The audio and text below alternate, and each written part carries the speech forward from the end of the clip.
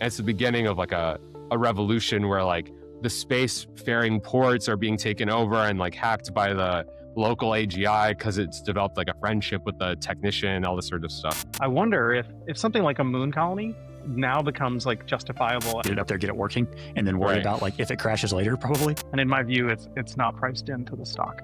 So that unpriced amount may be $50 to $100 billion in value to Amazon that isn't reflected in their current share price. I think that Disney's going to let fan fiction stuff fly out in the wild. The younger generation is growing up with creators as IP, not franchises as IP, makes a lot of sense. Like we're shifting away from like, there's not going to be like a new Marvel person, a random rock hitting a solar panel at the wrong angle could send this thing like shattering into thousands of other things across orbit.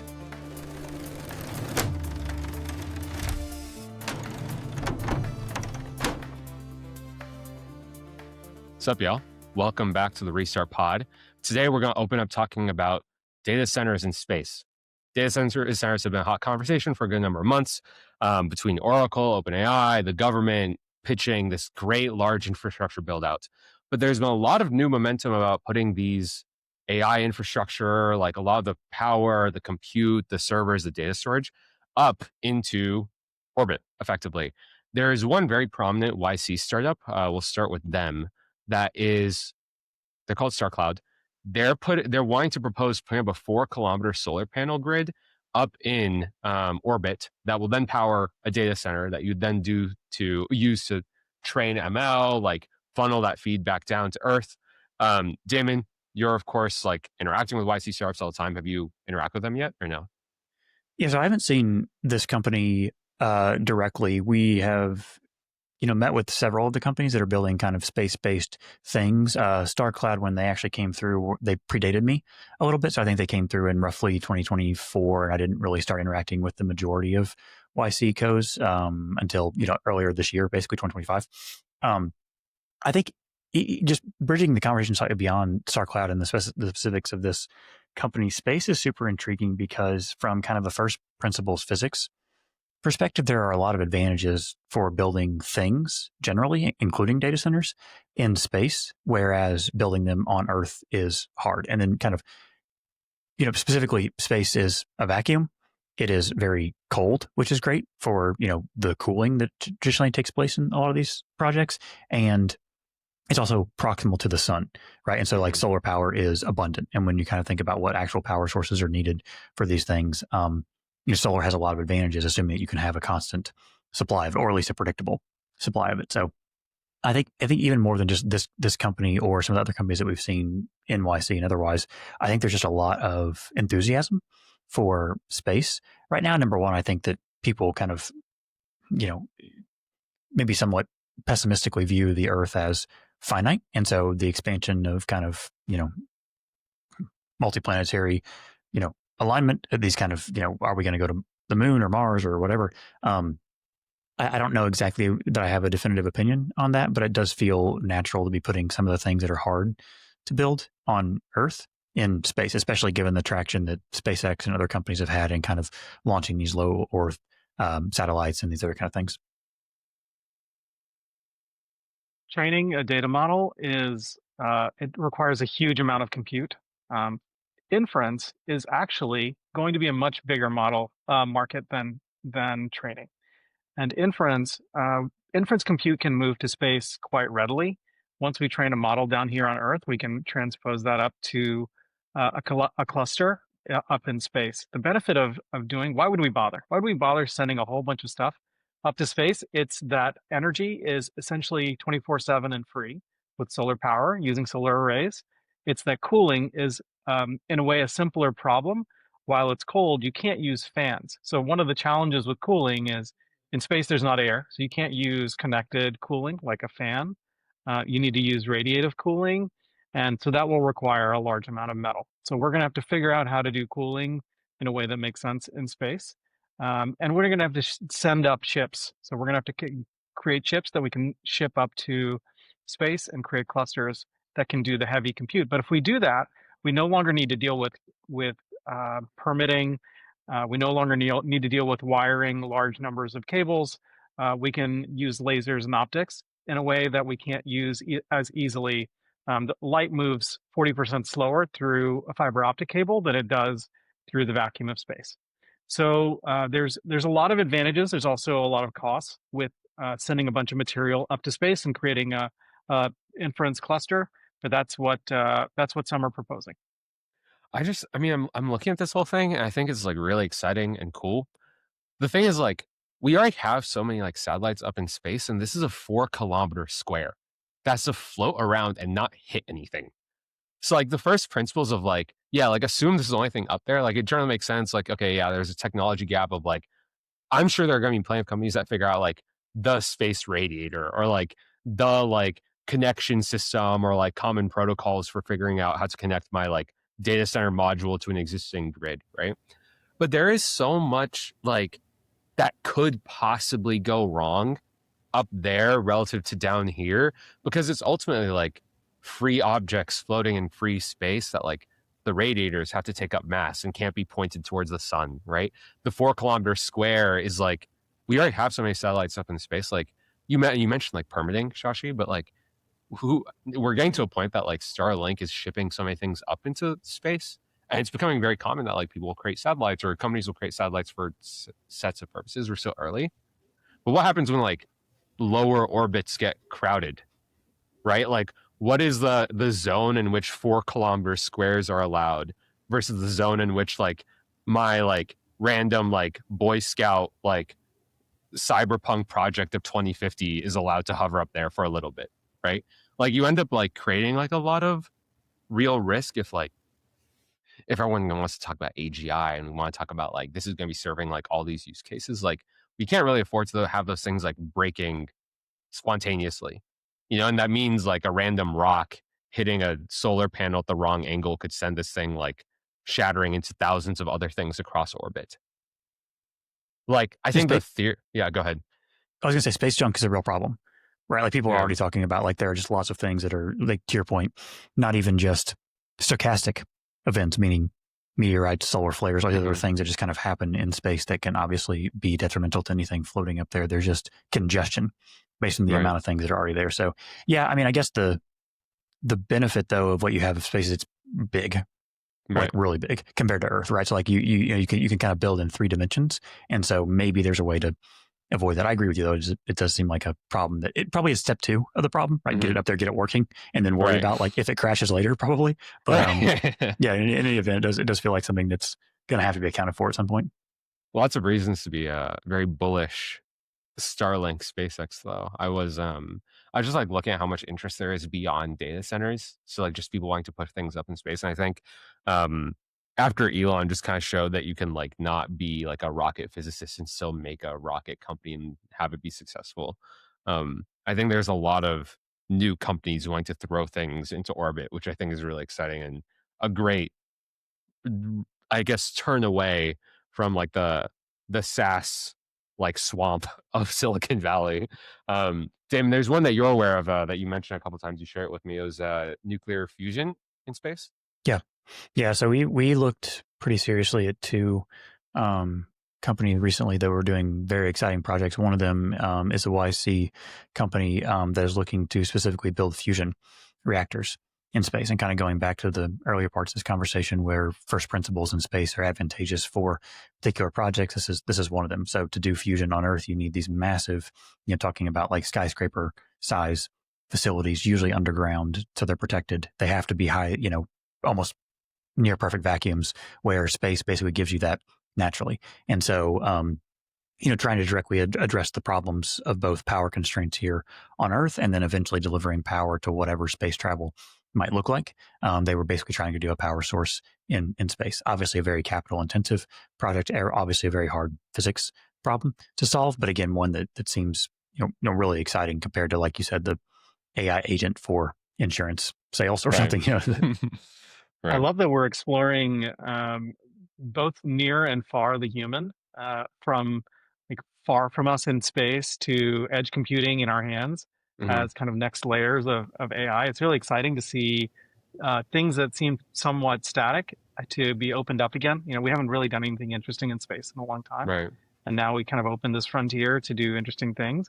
I wonder if something like a moon colony now becomes like justifiable as like the colony is there to service these massive compute clusters that live on the moon, which maybe has just enough gravity to keep things stable and away from flying debris. And then we just Hmm. build communication pathways using the satellite networks. Yes, the moon is farther, but in a way, if you're going to have nuclear plants all over the place, and it could end up being kind of lower risk for humans living on Earth to be farther away. Yeah, this is a really random tangent. There's a sci-fi book from like the 50s called "The Moon is a Harsh Mistress." It's by an author named Heinlein who wrote a lot of like very classic sci-fi. And the premise of that is that like the moon is turned into this prison colony in the same way Australia was back in the day, where just like prisoners are shipped away to, and there's like a government that runs everything from Earth, and they ship all the prisoners there, and that prison colony evolves into just like a normal civilization. But it turns into sort of like England versus America thing, where like all the crops and the taxes from Earth are being put on the moon, like all the power sources, water generation, crop generation is being put on the moon, but just kind of like in an expectation of servitude, being shipped to Earth with taxes and poor pay for the farmers on the moon or whatever. And what ends up happening is that there's one engineer who's a government employee who is responsible for the lunar colony's like AI like manager, the thing that like runs the entire like power system, water system, sewage system, everything of the lunar colony, who gets roped in into this like sort of revolution unexpectedly, like, and they don't know that he basically runs this AI and like manages that as a technician. And it's the beginning of like a revolution where like the space faring ports are being taken over and like hacked by the local AGI because it's developed like a friendship with the technician, all this sort of stuff. Um, that's funny because you're like everything you're talking about. Like I think like you look at like science fiction and a lot of it has already talked about it and has a very, I guess, negative extrapolative take on like what's happened historically with like like sourcing off things to quote unquote colonies. But I think directionally, I think that's where things do eventually go. It just starts with a space station, probably. I think with the nuclear and like the data centers of it all, I think there's a lot of like physics, like fundamentals are there. Physics risk is also there. But I do think it is one, it's a lot of reasons to be very bullish SpaceX, because I don't know who the hell else is servicing any of these companies. I don't know, like, I mean, Damon, you're seeing these companies. I doubt any of them are using anyone but SpaceX for getting stuff into orbit, right? There are other commercial players, but they're not nearly as prominent. And usually, I Okay. mean, they're companies that like before these pitches I hadn't even heard of. But SpaceX is not the only kind of commercial player in the launching low Earth satellites game. That said, they're by far and away the dominant and really the only one that should be kind of accounted for, at least at this juncture. I will say the other thing that we've seen that is somewhat interesting, it kind of in response to that question, is just closer to Earth orbits as well, things that don't need rockets, as an example. So things like that you could get to the appropriate, atmosphere, stratosphere, exosphere, those kind of things, lower orbit than even kind of where SpaceX launches its satellites, where you can actually just fly them there with battery, like solar powered operated drones, as an example. And so I do think that what you'll see probably instead of a competitor to SpaceX, although you'll see those as well, is you'll see other means of low Earth orbit for better, for lack of a better term. It's like the market almost like segments by like orbital accessibility almost. Yeah, precisely. Interesting. Yeah, like what people can get to themselves versus what you actually need a rocket with boosters to access. I see. Interesting. The scuttlebutt. Sorry, Good. that the sentiment that I'm reading is that before this concept of a supercluster in orbit was front of mind for Elon, keeping SpaceX private was the assumption. This possibility makes going public more likely for SpaceX Mhm. because of the access to capital markets in the public domain and being able to fund a big cluster formation in space. Yeah. Yeah, I think I was listening to a podcast. I honestly cannot remember who or what the podcast was named. But there's a good analogy that like the biggest like bear case on all this infrastructure build out that's like government sponsored, this like 1.4 trillion, is one where like you assume Starlink is dominant or some Starlink equivalents are dominant, that like all the clusters end up out in orbit. And like it just becomes the thing that like, yeah, our local compute on devices on edge become really, really good. And all of them just have like a really quality satellite chip. That like most of the infrastructure build out that ends up being the useful one is the ones that end up in space rather than on the ground. And they just fire off signals to your devices or whatever to serve inference use cases rather than you need to interact with like a data center in Arizona through many towers. I think in that reality, you have to get massive consolidation then of the people who are doing the pre-training, right? Because you're still going to need massive, hoppers, massive data centers for the pre-training steps. And so I do wonder if you just get a bifurcated market where some players, OpenAI, Anthropic, XAI, Google, own the pre-training market, and what you get is pre-training, post-training, maybe even inference. Maybe you get kind of almost a trifurcated, like a segment market. Not sure. I'm kind of thinking through this in real time, but like I do wonder if what you end up with is kind of these companies that own the massive data centers. They're responsible for all of the pre-training. They then kind of hand off to post-training centers, whether it's those companies or other additional players. And then you have people that dominate inference, whether that's Apple or SpaceX / XAI or something similar. I see. Are you saying the cloud might actually be north of the cloud? Literally. Yeah. Cloud compute is finally off the earth.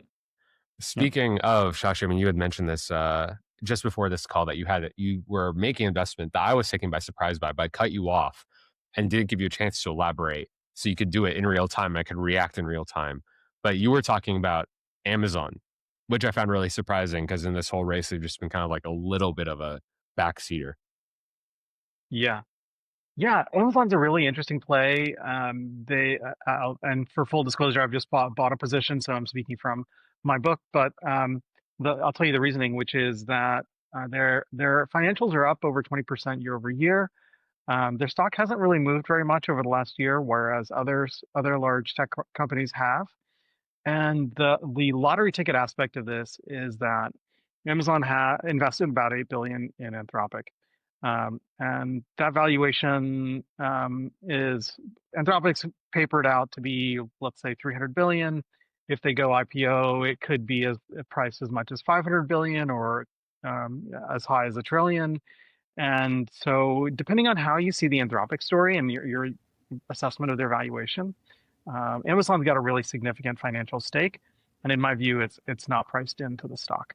So that unpriced amount may be $50 to $100 billion in value to Amazon that isn't reflected in their current share price.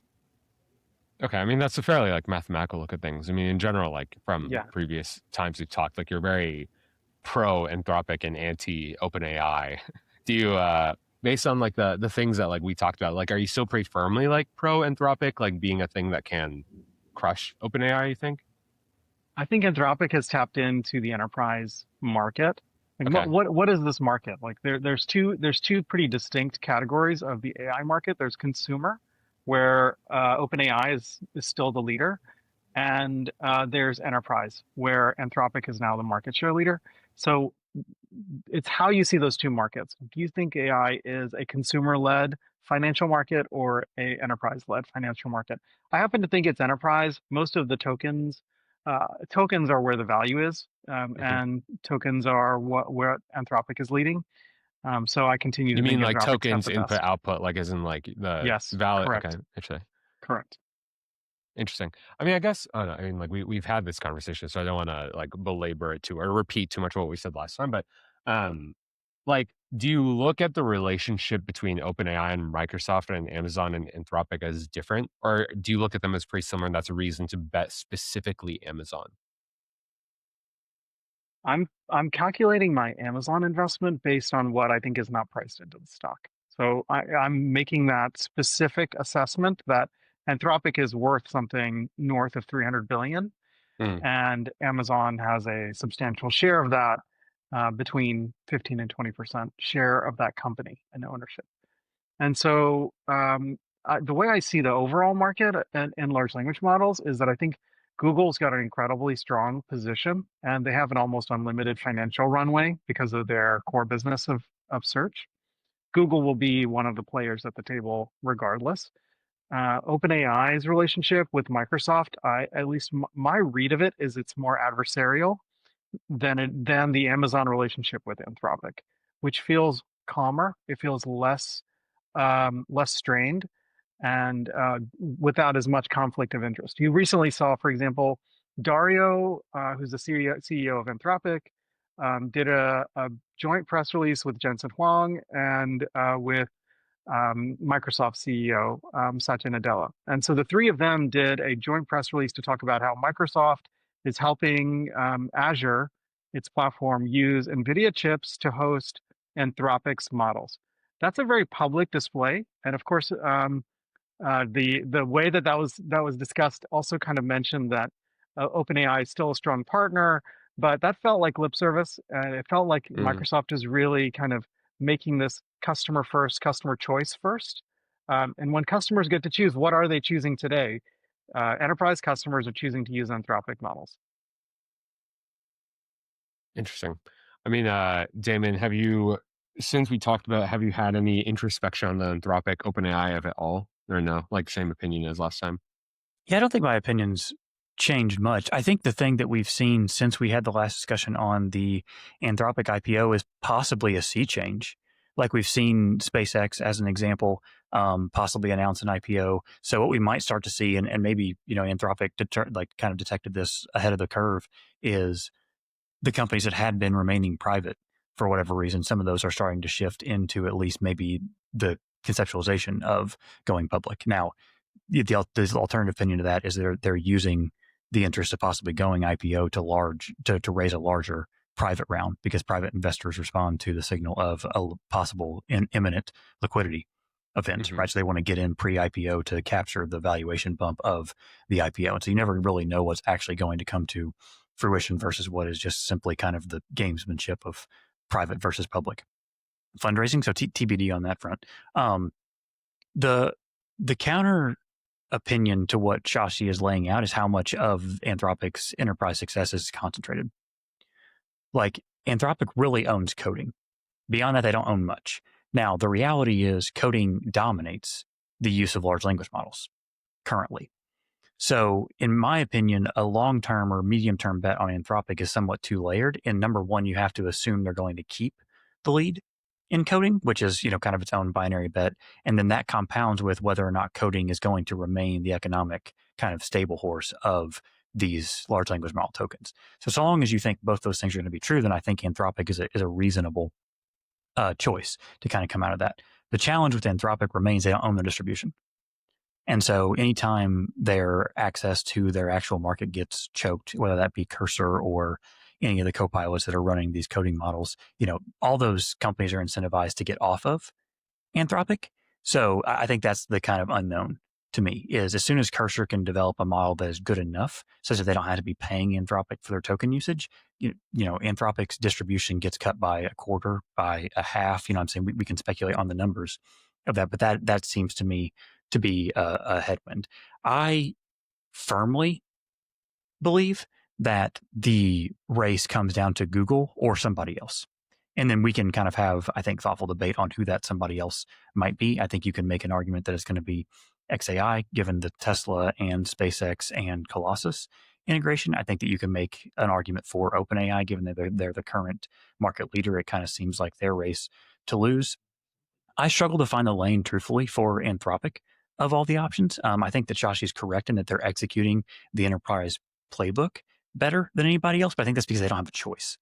They have to be counterpositioned to the consumer dominating force, which is OpenAI. If they tried to run that battle, which they did with Claude, they just lost. And so now they've found their footing in the enterprise, which again is a great business to the tune of half a trillion dollars or whatever. But to me, I don't see the landscape being favorable for Anthropic, even in the case that OpenAI blows up. Because in the case that OpenAI blows up, all the things that are crushing OpenAI are probably also going to crush Anthropic. And so I have a hard time squaring that circle, but I don't see anything as being fundamentally different than a week ago. The partnership with Amazon is right. And the partnership with NVIDIA is relatively new. And if you read the tea leaves of kind of public sentiment around Dario and Jensen, they've been more adversarial in the press and they've been complimentary of each other.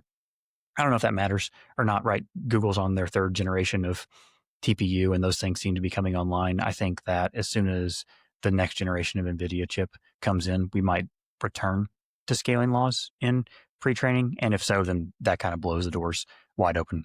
Pick your favorite, kind of horse at that point. I think you could see OpenAI pull back ahead. I think you kind of constantly see these things shaking. So I'm bullish both of them for the record. Like I would bet on both Anthropic and OpenAI. But as far as parsing the two, it's 1A OpenAI to me and 1B Anthropic. Last bit of news that came up. Well, related to OpenAI. This I think went under most people's radars. It should be a bigger deal than it is, I feel, but it just kind of like skipped everyone's like the common vernacular news spread of it. Just yesterday, so we're filming on December 12th, December 11th, Disney said that they would buy $1 billion in OpenAI stake and all of their characters. So like all the Disney licensed IP, I assume that includes like the Marvels of the world, the Star Wars of the world, all that sort of stuff, can be used inside of Sora, OpenAI's video generation platform that went fairly viral, like maybe a month or two ago, for just generating videos of literally anything. Generating a video by developer API costs you like 25 cents per like 3 seconds. So it's really expensive. But this is a very, very big deal. Like we haven't seen like an actual handshake between like such a gigantic media company and licensable characters in AI. Normally that's been a big faux pas. If these things were like generating copyrighted material. But videos made with Sora, as from the New York Times, will be available to stream on Disney Plus as a part of a 3-year deal.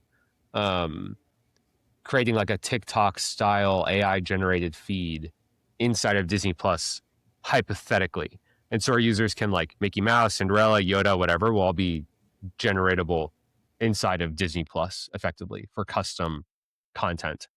I'll pause there for reactions because that's very, very unprecedented historically.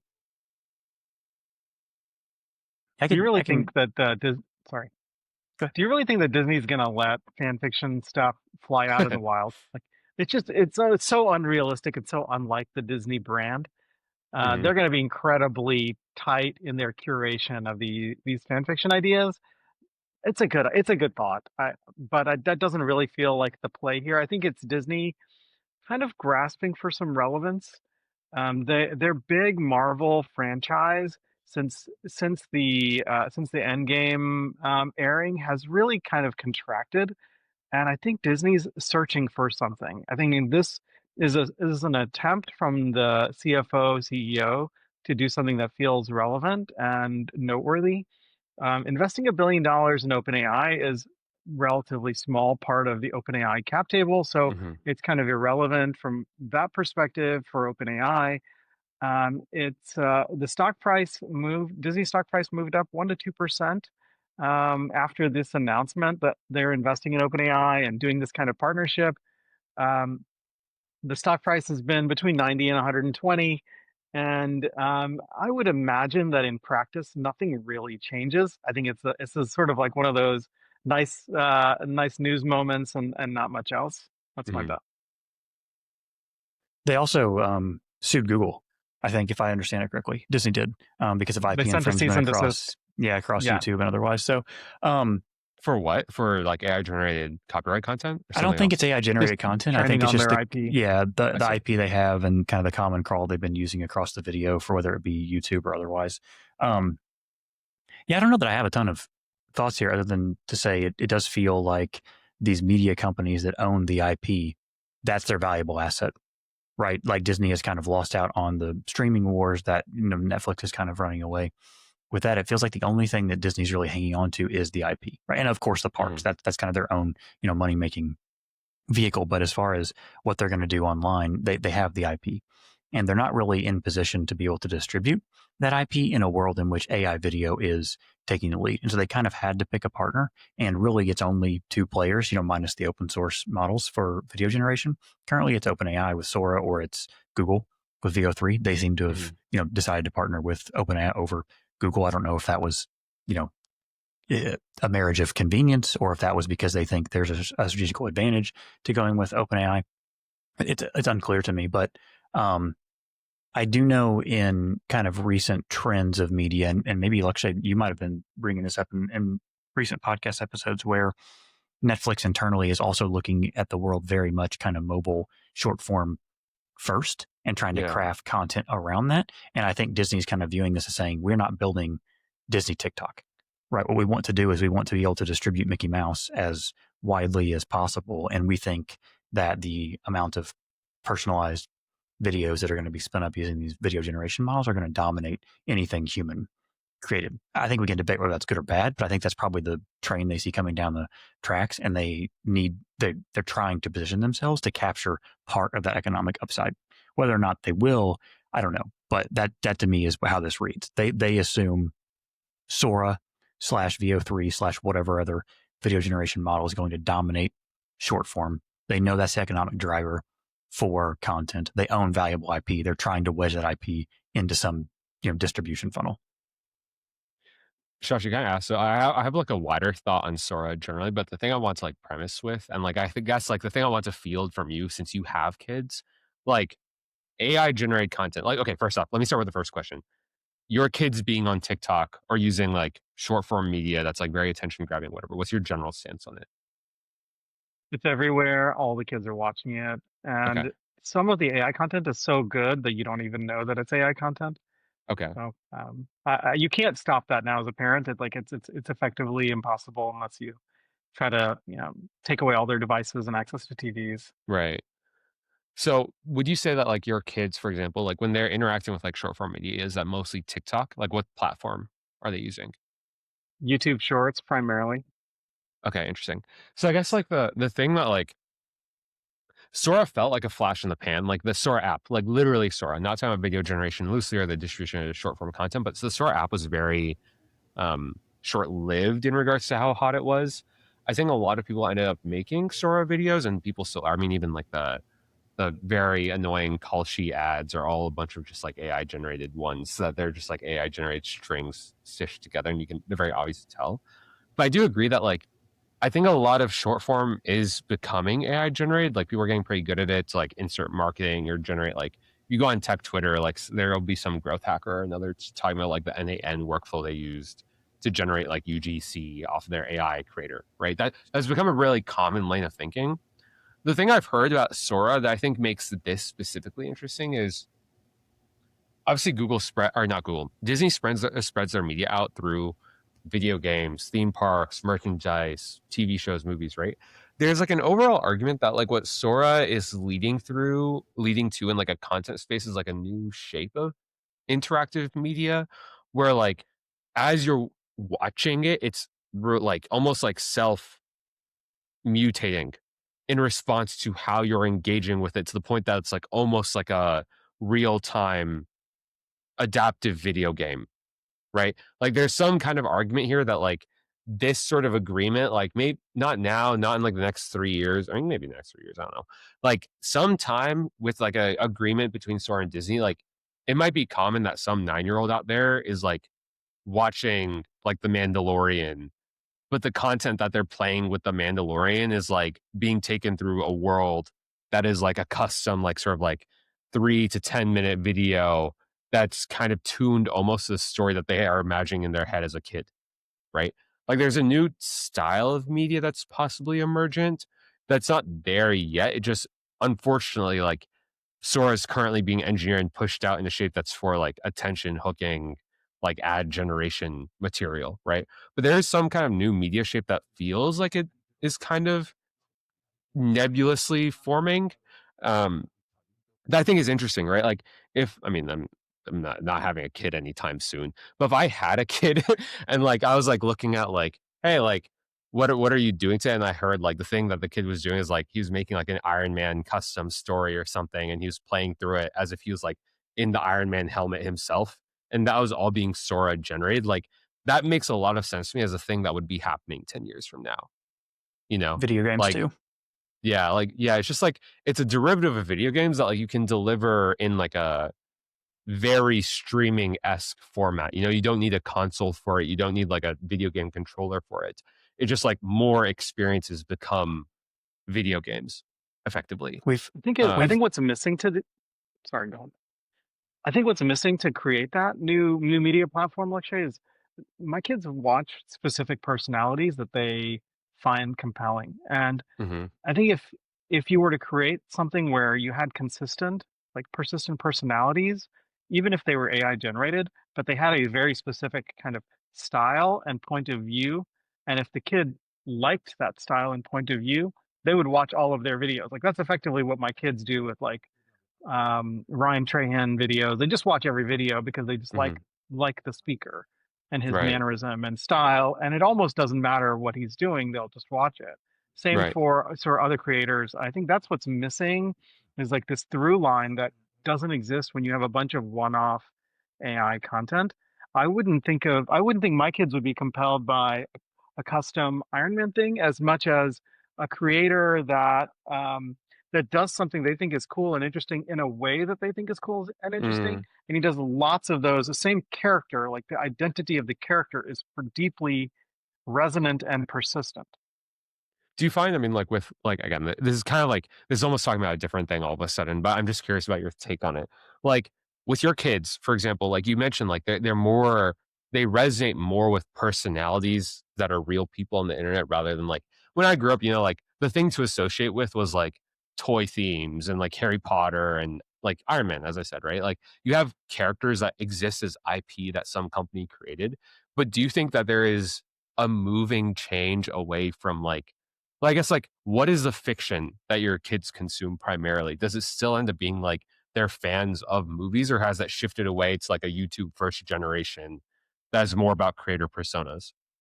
Completely YouTube first generation. The amount of Interesting. YouTube that this generation watches is staggering. It dwarfs all other channels, in my opinion.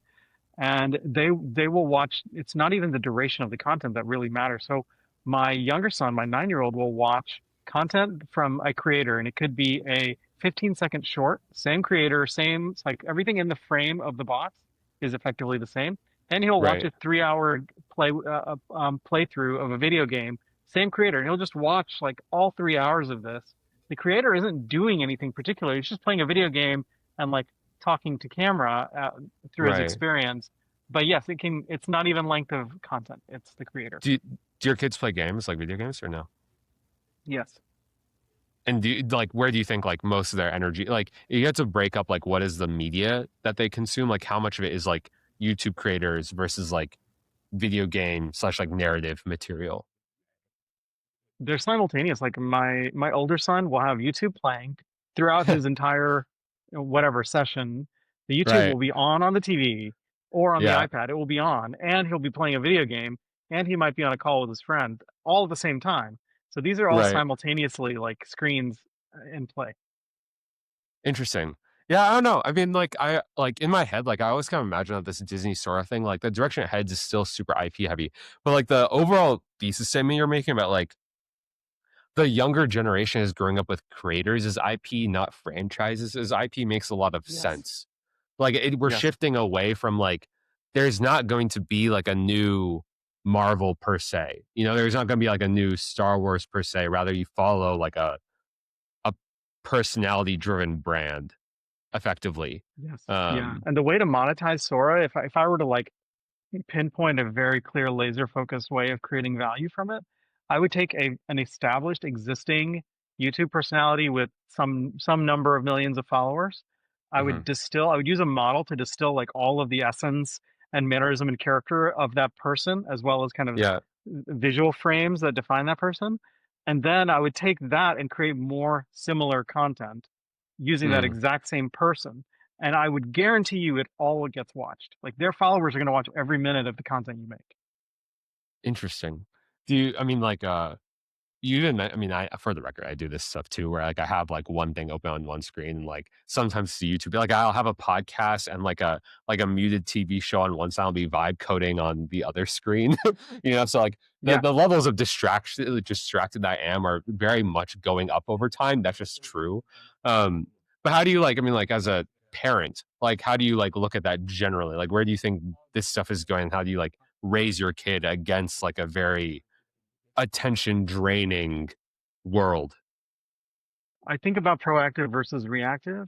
If the kid is using all of this technology available to them as a resource to accomplish what they want or get what they want out of the day, even if it's, I want to beat this game or I want to catch this Pokemon or whatever, like Right. all of that is like, I've got some directionality and I'm using the technology as my tool. If it's purely like I'm being directed by the ocean pushes me around, Mhm. and I'm just floating, then I push back against that kind of use. But I think the lives that kids today will grow up to live will be exactly this. They're going to have lots of machines doing things for them simultaneously, and they're going to need to learn how to do that well. Mm.